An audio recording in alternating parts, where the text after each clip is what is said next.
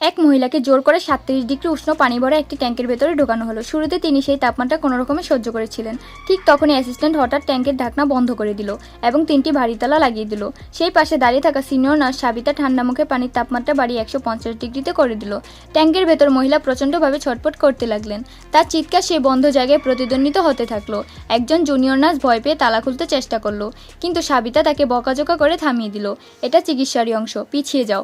সে আরও বলল যে রোগীর অসুস্থতা নার্ভাস ইমপ্লান্সের কারণে, আর এই ট্রিটমেন্ট শেষ করা জরুরি। মহিলা বুঝতে পারলেন এখন আর তার প্রাণ বাঁচাতে চাইছে না।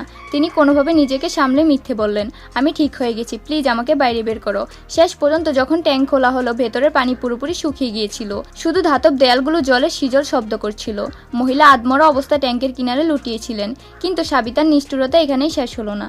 তিনি পাশে থাকা আরেকটি ট্যাঙ্কের দিকে ইশারা করলেন। সেটি বরফের টুকরোতে ভর্তি ছিল। এখনই ওকে এতে ফেলো, তিনি ঠান্ডা স্বরে বললেন। নার্সের মুখ ফ্যাকাশ হয়ে গেল, কিন্তু ভয়ে সে প্রতিবাদ করতে পারল না। এরপর মহিলাটির সাথে কি হবে জানতে হলে ভিডিওতে লাইক করে চ্যানেলটি সাবস্ক্রাইব করুন।